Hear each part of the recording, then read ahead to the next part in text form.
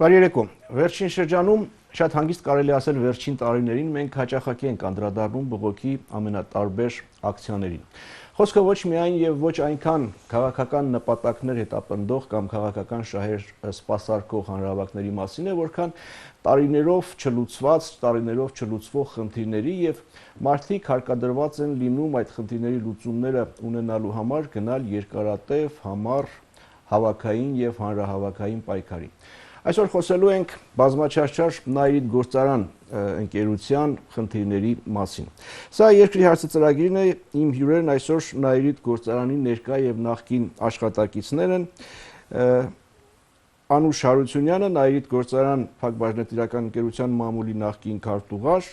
Լևոն Սարգսյանը, Նայիրիդ գործարան ընկերության նախկին աշխատակից եւ Գագիկ Քարտաշյանը, նույն ընկերության աշխատակից, ես չեմ սխալվում, հիմա է դուք աշխատում եք, թեև գործարանը չի աշխատում։ Թվում է թե բոլորին պարզ է, հայտնի է թե որն է ձեր բողոքը, բայց թող այս պարագայում ավելորդություն չհամարվի եւ սկսենք նրանից, թե ինչ եք պահանջում այսքան երկար եւ տարիներով։ Համեցեք։ Բարի երեկո։ Ուրեմն մեր պայքարը սկսվել է դեռ կարելի ասել 2010 թվականից։ Այո, ինչի բացատրեմ, որովհետեւ 2010 թվականի մարտի 10-ին, երբ որ ժողովուրդը եկավ աշխատանքի, ոնց որ ամեն օր գնում են աշխատանքի, մարտի 12-ին պարզվեց, որ Նայիրիդ գործարանը ունի բազմաթիվ պարտքեր, ու միանգամից այդ պարտքերը ոնց որ ի հայտ եկան, որի մասին ասենք ժողովուրդը չգիտեր, դա հոսանքի պարտքերներ, գազի պարտքերներ, գոլոշու պարտքերներ, ջրի պարտքերներ, նաև հեռախոսի պարտքերներ։ Բոլոր հնարավոր տարբերակներով պարտքեր։ Այո, այսինքն այնպես ստացվեց, ոնց որ ինչ որ մի հրահանգ էր ստացվել, միանգամից այդ պարտքերը ի հայտ գա, բացահայտի։ Դրանից սկսեց գործարանի, այսպես ասած, ծանր վիճակը 2 ամիս ուշացումով 3-4 տեսեր։ Ու առաջի քայլերը, ասենք, գործարանի կոլեկտիվը դեռ սկսել է այդ թվականներից։ Հետո երբ որ արդեն հարց ենք բարձրացնում, ես անընդհատ թե կառավարության ասենք մակարդակով, թե էներգետիկայի նախկին նախարարի մակարդակով, էլի կառավարության ներկայացուցիչ, մեզ միշտ ասում են մի ամիս, 2 ամիս համբերեք, ամեն ինչ լավ է լինելու, գործարանը աշխատելու է, բայց արդեն գործընթացը սկսեց այնպես, որ մարդկանց սկսեցին արդեն արկադիր պարապորտի ուղարկել, սկսեցին մարդկանց, ասենք, տարեց մարդկանց աշխատանքից ազատելու։ Եվ վիճակը սրվեց 2014 թվականին, երբ որ արդեն, ասենք, կուտակում էր 3-4-5 ամսվա աշխատավարձ եւ տալիս էին մի ամսվա կտրվածքով, ասենք, կես աշխատավարձը։ Այստեղ ժողովուրդը հասկացավ, որ արդեն պայքարը պետք է մի քիչ ուրիշ։ 2010 թվականից այդ ժամանակ գործարանն աշխատում էր, նորմալ գործում էր, արտադրանք տալիս էր, թե արդեն սկսվել էին այդ ոչ։ Մինչև 2010 թվականը, այո։ Մինչև 2010 թվականը։ 2010 թվականից ոչ։ Ընդամենը 2-3 ամիս է աշխատել այդ թվականին։ 2008 թվականին պայթուն երբ է եղել 2009 թվականին 2009 թվականին մինչև սեպտեմբեր նորոգել ենք 2009 թվականից 2010 թվականի փետրվարը աշխատել է 3 ամիս դրանից հետո այլևս չի աշխատել Այսինքն փաստորեն ստացվում է որ 2010 թվականից չի աշխատել, բայց աշխատակիցները այսպես ֆորմալ կարգով աշխատանքի ներկայացել են, հա, աշխատել են եւ եթե կարելի է դա աշխատել համարել եւ պարտքերը գնալով ավելի շատացել է։ Ես ճիշտ եմ հասկանում, ավելացել է պարտքերը, աշխատավարձի պարտքերը անընդհատ ավելացել է։ Այնպես ստացվեց, որ որոշեցին 45 օրից 50 օրվա մեջ մի աշխատավարձ տալ, այդպիսով համարյա 2 ամսվա մեջ մի աշխատավարձ էր ստացվում։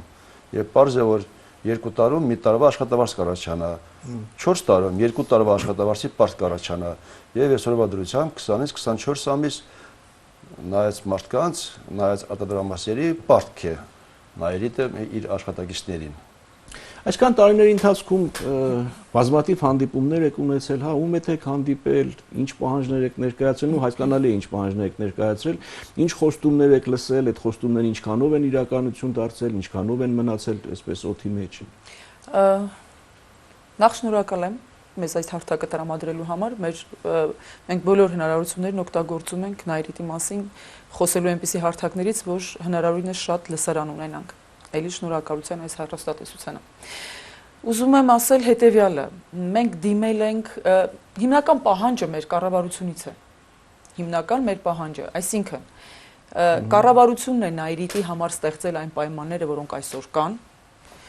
այսինքն սկսած վաճառքից Նայիրիտի, վերջացրած այսօրվա իրավիճակով։ Դրա համար Նայիրիցին դիմում է կառավարությանը եւ մեր բոլոր հանդիպումները, պահանջները հիմնականում ուղղված են կառավարությանը։ Կարևոր չէ թե այդ կառավարության գլուխը այդ պահին ով է կանգնած, ըստ էության երկրի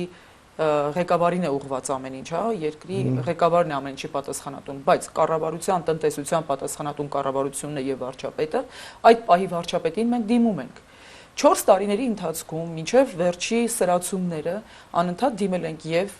Տիգրան Սարգսյանին, եւ էներգետիկայի նախարարին Արմեն Մովսիսյանին, եւ նախագահի մոտ ենք գնացել, հա, մեր խնդիրը մինչև վերջ պարզելու ու բացատրելու համար։ Պատասխանները այնտեղից ենք ստացել։ Իսկ պատասխանները եղել են հետևյալը. 4 տարիների ընթացքում մեզ ասել են, որ գործարանը հնարավորինս արագ պիտի վերագործարկվի։ Դրա համար որոշակի քայլեր են արվել։ Մենք չենք կարող ասել, որ կառավարությունը ոչինչ չի արել ու մեզ միայն կերակրել է այդ խոստումներով։ Իհարկե ոչ։ Արվել են քայլեր, դուք գիտեք, եկել են ԻՏՌ կազմակերպությունն է եկել, աուդիտ է անցկացրել, եկել է Ռոսնեֆտս կազմակերպությունը աուդիտ է անցկացրել։ Ես հիմա այդ աուդիտի ինչու եմ շեշտում, որովհետև երկու կազմակերպություններ էլ աուդիտը անցկացրել են, աուդիտի համար բերել են անկախ մարմին, որ փորձագետների անկախ Jacobs կոչվող կազմակերպության փորձագետներին եւ երկու դեպքում էլ ստացել են դրական արձագանք, որ Նայիրիտը որոշակի ներդրումների պայմաններում, իսկ այդ ներդրումները 150-200 միլիոնը երբեք չեն գերազանցել, երկու տեխնոլոգիաների պայմաններում էլ, հա, եւ ացետիլենային եւ բուտադիենային Նայիրիտը հնարավոր է աշխատեցնել։ Բայց կարծեմ թե բոլորովին վերջերս նորից նման մի փորձագիտական խումբ աշխատել է, հա, համաշխարհային բանկի։ Այո, ես հիմա ուզում եմ անդրադառնալ դրան, որ արդյունքները պիտի այս մայիսին արդեն հայտնի լինեին։ Եվ հիմա ամենահետաքրքիրը համաշխարհային բանկը նույնպես դիմել է Jacobs-ին։ Եվ Jacobs-ը, որը 2 անգամ տվել է դրական եզրակացություն, այսօր ըստ նախարարի Երվանդ Զախարյանի 3-րդ անգամ, չգիտես ինչու, տվել է այսպիսի եզրակացություն, նպատակահարմար չէ վերագործարկել Նայիրիտը։ Եզրակացությունը կա արդեն։ Եզրակացությունը կա, դրա մանրամասները չեն հրապարակվում։ Վերջին անգամ, երբ մենք հանդիպել ենք վարչապետի հետ, դա եղել է ապրիլի 17-ին, նա ասաց, որ արդեն անգլերեն տեքստը իրենց մոտ է եւ առաջիկա 1 ամսվա ընթացքում իրենք տեքստը թարգմանած հայերեն կունենան եւ իհարկե շատ ավելի մանրամասն կհասկանան ինչի մասին է խոսքը եւ կհրապարակեն արդյունքները աուդիտի։ Եվ հրապարակեցին, հայտարարելով մի նախադասություն, ընդհանրապես ամբողջ աուդիտից հայտարարվել է նպատակահարմար չէ Նայիրիտը վերագործարկել։ Նպատակահարմարության խնդիրն էլ դրվել է այսպես, որ շուկա չկա, որտեղ կարող է իրացվել, մրցունակ չէ մեր արտադրանքը, բայց դրանից առաջ 4 տարիների ընթացքում մեր արտադրանքը իրացվել է ամենատարբեր երկրներում, ամբողջ աշխարհով մեկ, հիմնական շուկան եղել է Ռուսաստանը, Իրանը։ Շուկայի պակաս Նայիրիտը երբեք չի ունեցել, երբեք։ Բանը ունեիք ավելացնել։ Մի դրացում ունեի անելու այդ աուդիտի վերաբերյալ համաշխարհային բանկի կողմից աուդիտի կազմակերպման համար, որը դեմել էր նորից Jacobs-ն կոչված կազմակերպությանը, այդ Jacobs-ն կազմակերպությունից ընդհանրապես մի հոգի, այն նույն մարդը, որը անցյալ տարի նախկինում էլի ինքը մասնակից է եղել այդ աուդիտին, մի հոգի եկել է, 2 ժամ, մի քանի ժամ գործանում ինչ որ տվյալներ վերցրել ու գնացել, այլևս զավոդ չի վերադարձել, ինքը չի եկել էլի զավոդ։ Պարզ է, եթե չի եկել, ուրեմն ինքը նախկին տվյալներից պետք է օգտված լիներ, բնականաբար։ Իսկ նախկին աուդիտը նախկին եզրակացությունը եղել է, որ նպատակ բացարձակ դրական է եղել։ Դու եք տեսնում այստեղ։ Իհարկե։ Այո, տեսնում ենք միտում Հայաստանի իշխանությունների կողմից։ Հայաստանի իշխանությունները հստակ ցանկություն են դրսևորում Նայիրիտը փակել, վերջնականապես փակել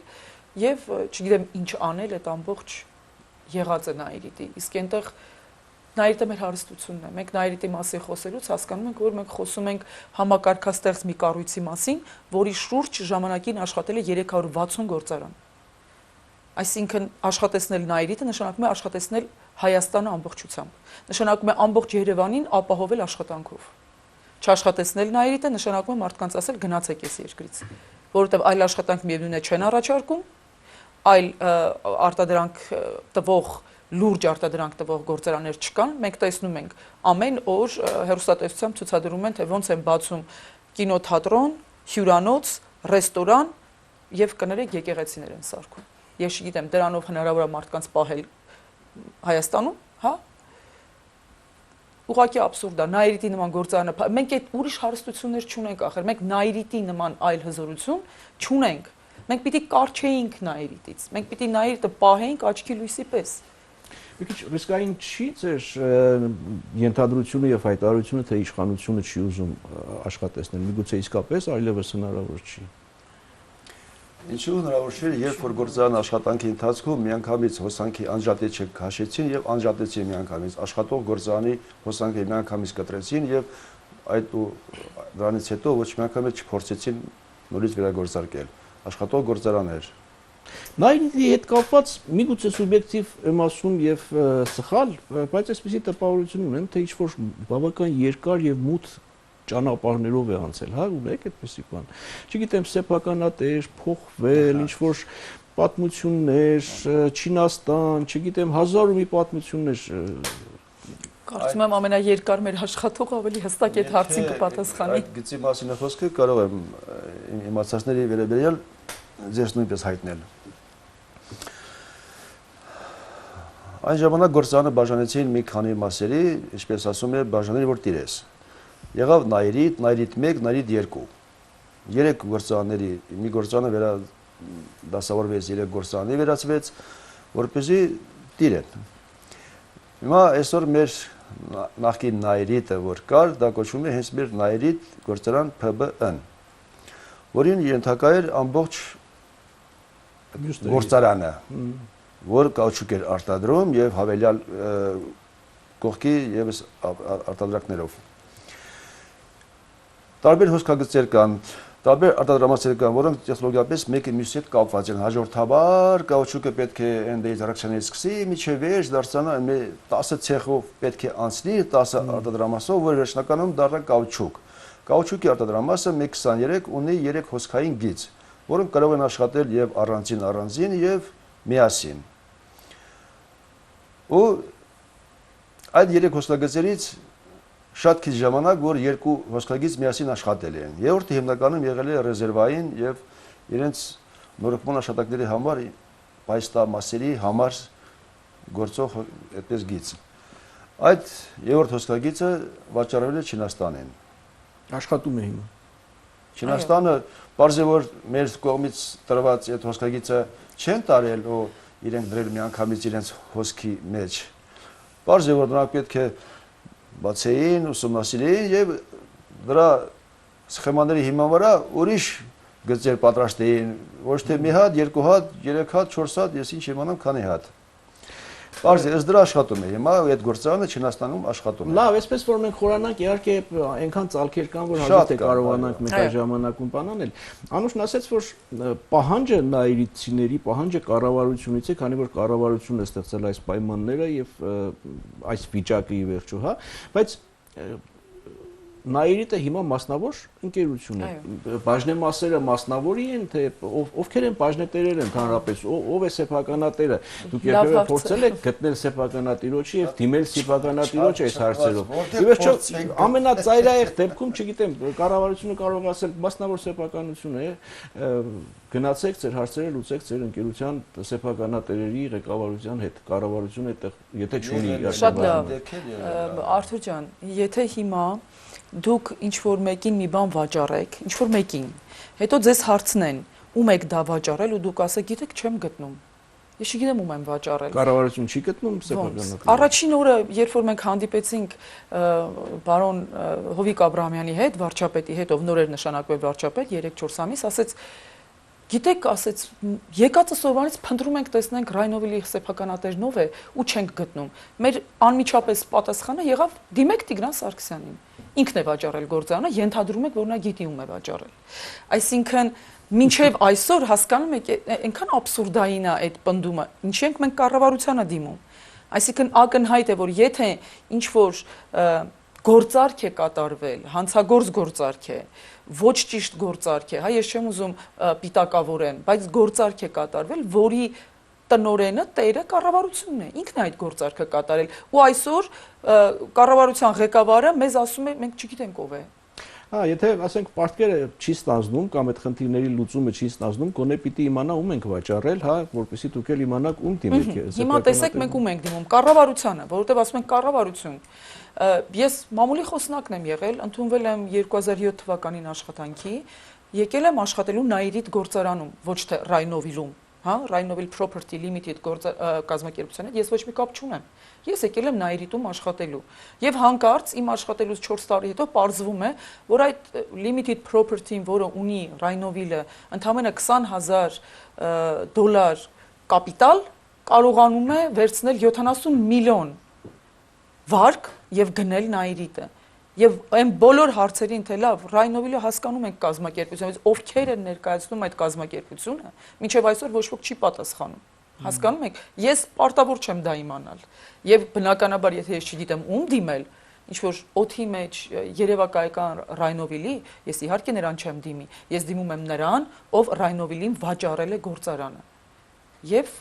բարձվում է վաճառողն էլ չգիտի թե ում է վաճառել։ Ստացվեց այնպես, որ մենք մինչև հիմա խոսում ենք միայն Նայիրիտում ներկա վիճակի, հա, եւ գործարկման հնարավորությունների կամ անհնարինության մասին, բայց գիտեմ, որ ձեր պահանջը միայն դա չէ, հա, նաեւ աշխատավարձերի խնդիր է։ Այս առումով ինչ որ տեղաշարժ այս տարիների ընթացքում եղել է, ինչ որ բան վճարվել է, չի վճարվել, հույսեր ունեք, որ հետո պիտի վճարվի։ Ուրեմն ես նախ ավելացնեմ, ինչ ենք դիմում կառավարությանը, որովհետեւ 90%-ն է դա բաժնետոմսերի Rhino-Ville-ին է, իսկ մնացած 10%-ը դա կառավարությանն է։ 10% դերևս կառավարությունն է։ Այո, ուստի դրա համար մենք դիմում ենք կառավարությանը, որ գոնե ինքը իր այդ 10%-ի տերը լինի, չնայած ինքը պետքա լինի 100%-ի տերը, որովհետեւ վերջին հաշվով վաճառքը ինքն է կայացել, ինքն է անգե այդ ռիսկերի գոտու մեջ, ու այսօրվա այդ վիճակը ժողովրդի վիճակը իրանց կողմից է առաջ եկել։ Հիմա Նայիրիտի գործարանի, ասենք, աշխատակիցների պահանջը բնական է միանշանակ դա աշխատավարձի ստացումն է պարտքերի եւ բնական է Նայիրիտ գործարանի վերագործարկումը։ Ինչի համար ես ասեմ, որովհետեւ նախկին խորհրդային միության մեջ Հայաստանը իր քիմիական արտադրությունը զբաղեցնում էր բավականին, ասենք, առաջատար դիրքերով։ Այսօրվա դերությամբ նույնիսկ էներգետիկայի նախարարություն եղել է մի հատ բաժին, քիմիայի բաժին, դա վերցեցին, փակեցին։ Այսինքն իսպար ջնջվեց քիմիական արդյունաբերությունը Հայաստանում։ Իսկ քիմիան բոլորի համար է պարզ է, որ էլ շահութաբեր է, էլ չգիտեմ, էլ աշխատատար է, հետո ասվեց կոլեգաների կողմից, որ Նայիրիտը խոմենակ Նայիրիտով չի, ինքը կողքից կարող է բացի նոր արտադրություններ, որը կբերի իհարկե աշխատատեղերի ժողովրդի համար։ Ոչ թե ժողովուրդը կընկնի մտածի, որ դեսպանատանը դիմի, ուր գնա, որտեղ դառնա շատ կներեք այդ 3-4 երկրի ինչ որ 18-րդ ներկայացուցիչ։ Գիտեք, աշխատավարձի հետ կապված հարցը նայիրիցիները առաջնային են համարում։ Շատերը այդ խնդրով նույնիսկ վեճեր են ունենում, որ պետք է վերագործարկել, մի անպայման պնդեք աշխատավարձը, հա, բայց աշխատավարձի խնդիրը միևնույն է մնում է առաջնային, որովհետև վերագործարկման ընթացքում կամ վերագործարկումից հետո աշխատավարձի խնդրին դիտարկելը ստացվում է, որ մենք պետք է 2 տարի առնվազն սպասենք, որ գործարան վերագործարկվի, որ հետո որոշեն աշխատավարձ վճարեն եւ այլն։ Ինչի ենք մենք անընդհատ խոսում աշխատավարձերի շուտափույթ վճարման մասին։ Մարդիկ այսօր չեն կարողանում ապրեն։ Այսօր մարդիկ չեն կարողանում ապրեն։ Խնդիր կա։ Դրա համար իհարկե վերագործարկումը մեզ համար առաջնային է, բայց նախ եւ առաջ պետք է վճարել մարդկանց աշխատավարձը։ Այդ 2 տարի աշխատացնելուց հետո դեռ պետք է մեր ստացված արտադրանքը իրացվի, վերածվի գումարի, նոր աշխատավարձի հարց լուծի։ Իսկ ինչ մնում է այսօրվա պարտքերի մարման մասին պայքարի արդյունքների վերաբերյալ, ապա կարող եմ ասել, որ մի ամսվա նախկին պարտքերից կիսատ պռատ մի ամսվա վճարել են։ Իսկ ընդհանուր քանի ամսվա պարտքել։ Նայած արտադրամասերի 20-ից 24։ 18-ից Հիմա անցել է վաղուց։ 17-ից ուրեմն։ Լավ։ 17-ից 24 ամսվա։ Դուք պահանջում եք անընդհատ հանրահավաքներով, հա, գիտեմ, հանրահավաքներ եք անցկացնում, երբեմն հանդիպումներ եք ունենում նախարարի հետ կամ վարչապետի հետ։ Երբեմն փորձել եք դատական ճանապարհով ստանալ ձեր խնդիրների լուծումը, թե փորձել ենք։ Կան բավականին մարդիկ, որոնք դիմել են դատարան։ Դատարանը հիմնականում դրական որոշում չի կայացնում, իսկ եթե դրական որոշում կայացնում է ի օգուտ դիմողի, ապա դա մնում է ճանապարհի կեսում։ ինչպես Տալիս են այդ քրեակատարողական կատարածումներին, այդպես են կոչվում։ Հարկադիր կատարողներին, նրանք էլ գալիս են դիմում գործանը փող չունեն, երբ որ փող ունի կտանք։ Տեսեք դատարական անցել է որոշակի ժամանակ Արայիկի պատմությունը հատկապես, որ դրանից հետո միանգամից մերժում է ստացել դատարանի կողմից այդ տվյալ մարդու գործը։ Տեսեք դատական ատյաններին դիմելը, հա, մենք կարող ենք նաև կոլեկտիվ դիմում ներկայացնել, պարզապես այն փաստը, որ նախարարը այդ հարցը առաջ քաշեց եւ անդադ մեզ մղում էր այդ ուղությամբ, որ դեպի դատարան։ Այո, որ ինչու չեք բոլորով դիմում դատարան, դիմեք դատարան։ Դիմեք դատարան, ճանապարհը դա է, օրինական ճանապարհը դա է, ինչու՞ չէ։ Մենք հասկացանք, որ այստեղ կա մի այսպես ծուղակ, որի մեջ պետք չի ընկնել, որովհետև եթե մենք բոլորով դիմենք դատարան, դա ուղղակի հիմք կարող է հանդիսանալ գործարանը սնանկ ճանաչելու եւ լուծարելու համար։ Ինչի դեպքում մեր աշխատավարձերի ընդամենը 6 ամսվա միջինը մեզ պիտի վճարեն։ Հիմա այդ վտանգը չկա, սնանկ ճանաչելու եւ լուծարելու։ Գիտեք, կա, սնանկ ճանաչելու վտակը անընդհատ կա, պարզապես թող դա չլինի մեր ձեռքերով։ Մենք դատարան դիմելու դեպքում ես ձեզ ասեմ, մենք առավելություններ ենք ունենում այն իմաստով, որ նաեւ դուք գիտեք, օրենքը պահանջում է ամեն չվճարված օրվա համար որոշակի տոկոս է ավելանում, հա, գումարի վրա եւ մարդիկ կան, որոնք դիմել են, ստացել են այդ վճիռը, հա, որ չգիտեմ, դիցուկ իրենց 1 միլիոն դրամը դարձել է 1.8 միլիոն եւ արդյունքում եթե սկսեն վճարել գումարները, նրանք պիտի այո 1.8 միլիոն ստանան։ Այսինքն այդ դեպքում մենք նաեւ առավելություն կարող էինք ունենալ, բայց այդ վտանգը կոլեկտիվ դիմելու եւ կոլեկտիվ այդ խնդիրը լուծելու ուղղակի մեզ ետ պահեց, որպեսզի մեր միջոցով մեր ձեռքերով գործարանը սնանք չփորձեն հայտարարել։ Իսկ որ երբեմն ասում եք կես ամսվա կամ ինչ-որ որտեղից են տալիս, եթե գործարանը չի աշխատում, գործարանը արտադրանք չի արտադրում, չի վաճառվում, որտեղից են տալիս, ես հետաքրքիր չի թե հետաքրքիր է եւ գիտենք, էներգետիկայի նախարարը բազմաթիվ անգամ հնչեցրել է, որ էներգետիկայի ոլորտի հիմնարկներից է այդ գումարը վերցվում եւ մեզ տալիս եւ տալիս է փոխառության տեսքով։ Դա մեզ նվեր ոչ ոք չի տալիս։ Հիմնականում վերցնում են ջեկից, Երևանի ջեկից եւ վերցնում են որպես փոխառություն, որի վրա տոկոսները ավելանում։ Ատոմակայանից։ Չէ, իրականում վերցնում են որպես փոխառություն, որի վրա գալիս են տոկոս, այսինքն մեր պարտքը միևնույնն է ավելանում է։ Այնպես չի, որ վաղը եթե գործարանը աշխատի, Երևանի ջեկը կամ ատոմակայանը կամ էներգետիկ ոլորտի այլ ասելու են մեր փողը տվեք։ Բնականաբար, եւ ու ճիշտ են անելու։ Ու ճիշտ են ալու, մարդիկ փող են տվել, իրենց փողը ետ են պահանջելու։ Վերջերս խոսակցություններ էին, այսպես շրջանառվում գործարանի ինչ-որ խողովակներ վաճառելու, որպեսզի դրանով հնարավոր լինի ինչ-որ բան անել։ Կա այդպիսի բան։ Կա այդպիսի հարց բարձրացվել է, վաղուց է բարձրացվել։ Ինչ խողովակների մասին։ Մինչև խողովակներին հասնելը ասեմ նաև մենք ունենք քացախաթթվի արտադրություն, որը շատ վաղուց արդեն չի աշխատում, որը չժանգատող պողպատներից է, պղնձից է, այդպիսի թանկարժեք մետալներից է կառուցած մեծ մասը, դրանք կարելի է դրանք չեն մաշվում տիտանից, խողովակագծերը, ապարատուրաները տիտանից հիմնականում, որոնք չեն մաշվում։ Մաշվածությունը շատ ցածր տոկոս է կազմում։ Դրանք եթե որպես կիսա արտադրանք, այդպես ասենք, ոչ թե լոմ, այլ ոչ թե ջարդոն, այլ որպես արտադրություն, եթե վաճառեն, դա բավականին մեծ գումար կկազմի։ Արտադրություն, պիտանի սարքավորում վաճառեն, բավականին բարձր գներ է ստացվում։ Հետո եթե գործարանը վերագործարկելու հնարավոր լինի, այս քասախաթվի արտադրությունը գործարանի կաուչուկի արտադրության համար անհրաժեշտ չէ, նա առանձին միավորում է, առանձին աշխատում էր։ Եվ հիմնականում վաճառում էր դրսի կազմակերպություններին, Սովետ միության տարբեր բնակավարների։ Դա թարգմանություն եղավ, դա Հայ բիզնես բանկում գրավ էր դրած այդ արտադրությունը, գույքը, դա էր միջպետական բանկում չէր, Հայաստանի բանկում էր դրված, որը հնարավոր էր գրավետակից վերցնել, թեկուզ եւ ներքին պայմանավորությամբ եւ վաճառել, ինչ որ գումար դուրս գա։ Սկզբից պարզվում էր, որ բավականին գումար դուրս կգա, հետո պարզվեց, որ գումար դուրս չգա, նույնիսկ այդ ապրանքները որ ծախեն, հազիվ պարտքի դիմաց վճարանակ կլինի։ Դա մնաց իր տեղում, հետո սկսվեց արձարծվել այդ խողովակագծերի հարցը։ Ունենք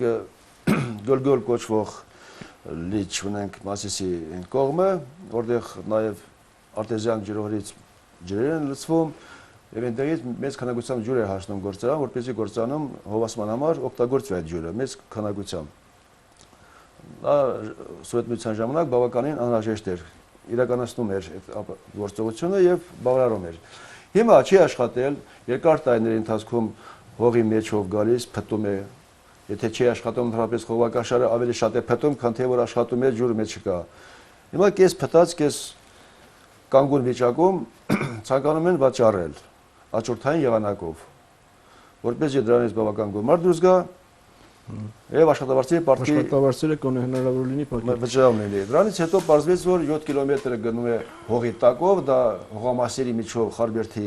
Այթափի հողամասերի տաների տակով, կողքով կառույցներ են պատրաստել, կպած, որ իրավունք չկար 15-20 մետր հեռավորության վրա, աշխուժախ պետք է դրանից հեռու ոչ մի շինություն չլիներ, հիմա բոլորը գյուղ է, քաղաք է, էլի խնդիր է, հասկացա։ Լավ, մեր ժամանակն արդեն սպառվում է, 2-3 րոպե ժամանակ ունենք, ինչ որ բան կա ավելացնելու, ինչ եք պատրաստվում անել, ինչ որ հույսեր ունեք, որ այդ երկու բաղադրիչներով ձեր պահանջների ինչ որ դրական տեղաշարժեր կլինի։ Գիտեք, ես փորձեմ ամփոփել այն իմաստով, որ հայտարարվել է նախարարի կողմից եւ վարչապետի նույնպես, որ մինչև տարեվերջ Նաիրիտի պարտքը կմարվի, աշխատավարձի գծով պարտքը կմարվի, բայց մենք ունենք վատ նախադեպ անցած տարվա, երբ տարվա վերջին հայտարարվեց, որ պարտքը կմարվի, հետո ասեց կներեք չենք կարող, եւ որևէ երաշխիք չտրվեց այն ժամանակ, հիմա էլ այդ երաշխիքը չի տրվում, ուղղակի հայտարարություն է արվում եւ մենք ոչ մի երաշխիք չունենք հավատալու, որ տարեվերջին նորից չեն ասելու կներեք չստացվեց։ Եթե մի փոքր հավատ լիներ, եթե մեր ժամանակացույց տրամադրեին, ինչը մենք պահանջում ենք առաջին իսկ օրվանից մեր բողոքի ակցիաների, մենք ոչ թե մեզ ոչ մեկից հաճելի չի փողոցում անցկացնելը, հա, մեր օրերը։ Մենք հանգիստ կնստեինք տանը եւ կսպասեինք լուծմանը, բայց քանի մեզ չեն ներկայացրել ժամանակացույց, քանի չի քննարկվել այդ հարցը կառավարության հետ, մենք բնականաբար մեր բողոքի ակցիաները շարունակելու ենք, իսկ վերագործարկման հարցը հասկանում ենք, որ լուրջ հարց է, մեկը մյուսի հետ խիստ կապված, մենք չենք կարող գնալ ու ասել մենք միայն փող ենք ուզում, կամ միայն վերագործարկում ենք ուզում։ Դրանք իրար հետ փոխկապակցված հարցեր են եւ երկու պահանջը անընդհատ անընդմեջ շարունակվելու է մինչեւ դրա դրական լուծումը։ Մեր պայքարի սկզբնական շրջանում պարոն վարչապետի հետ հանդիպման ժամանակ նույնիսկ հնչեց հետեւյալը իր կողմից, որ ես չեմ պատրաստվում անհիմն կուտակված պարտքերը ձեր վճարեմ։ Մեր պայքարի անընդհատության եւ ակտիվության շնորհիվ վերջերս վարչապետը խոստացավ, որ միջև տարվա վերջ ձեր պարտքերը կմարենք։ Կարծում եմ, որ դա մեր պայքարի շնորհիվ, մեր պայքարի արդյունքում դա ստացվեց։ Մի խոսքով, էլի պայքար, էլի շարունակվելու է։ Էլի պայքար, միանշանակ պայքար։ Շարունակվելու է, քանի որ միջև տարվա վերջ մնացել է 6 ամիս, իսկ կուտակված պարտքերը մոտ կազմում են մոտ 15 միլիոն դոլար, եւ մեր առաջարկությունը այն է, որ միանգամից այդքան գումարը վճարելը, եթե կառավարությունն ասում է ճեղքված կունի բյուջեն մյուս, էլեմենտար թոտան մեզ ժամանակացույց, քանի ամսվա մեջ են տալու, եթե 2-3 ամսվա մեջ են տալու, ապա ձգվելու է 2-3 տարվա կտրվածքով։ Այստեղ մենք տեսնում ենք, որ ուղղակի մի հատ քաղաքական որոշում է պետք մեր պետական հայրերի կողմից, նախագահի կողմից, որ այդ գումարները, այդ պարտքերը, դա վերջին հաշվով դա պարտք չի, իրանք անդադ ուզում են ասել ինչ որ պարտք կա, չի աշխատի, ինչ որ որտեղից է կուտակվել, բայց այդ ձև չի։ Դա քիմիական գործարան է, որը պայթունա վտանգ է, որը որ ունի իր սպეციფიკան, մարդիկ գնացել են աշխատանքի ու դրա համար աշխատանք են կատարել։ Այդ իրանց վաստակն է։ Հա, այն մարդիկ ովքեր որ ասենք չի աշխատել, արդեն կրճատվել են ազատումների իրենք գիտեն։ Եվ մի փոքր ավելացում կներեք, ես ուզում եմ ուղղակի շեշտել եմ փաստը, որ այսօր խորհրդարանում ներկայացված բոլոր կուսակցությունները բացառությամբ Հայաստանի Հանրապետական կուսակցության քայլեր անում են մեզ աջակցելու համար, ինչի համար շնորհակալ ենք, շատ լավ է, բայց ուզում ենք, որ իրենք այդ քայլերը ակտիվացնեն։ Եվ Դաշնակցությունը դուք գիտեք, Արծվիկ Մինասյանը շատ հաճախ անդրադառնում է նայիտի հարցին, եւ Լևոն Զուրաբյանը, եւ Միքայել Մելքումյանը, այսօր արդեն Բարգավաճից նաեւ Էնֆիաջյանն ու Բաբայանն էին դուրս եկել մեզ հետ զրուցելու, նաեւ Փոստանջյանն էր մեզ հետ զրուցում, եւ իրենք բոլորը հայտնում էին իրենց աջակցությունը մեզ եւ խոստանում էին, որ անպայման կփորձեն խորհրդարանական մակարդակում դա բարձրացնել, օգտակար լինել։ Մնում է, որ հանրապետական կուսակցության կարկառուն ներկայացուցիչները եւս հասկանան, որ նայիրիտը առաջին հերթին իրենց է պետք եւ իրենց է պետք։ Առաջին հերթին իրենց է պետք։ Շնորհակալություն։ Այսքանը սա երկրի ծրագիրն էր, ես այսօր զրուցում էի Նայիրիտ գործարան Փակ բաժնետիրական ընկերության ներկա եւ նախկին աշխատակիցներ Անուշ Հարությունյանի, Լևոն Սարգսյանի եւ Գագիկ Քարտաշյանի հետ։ Լավ մնացեք։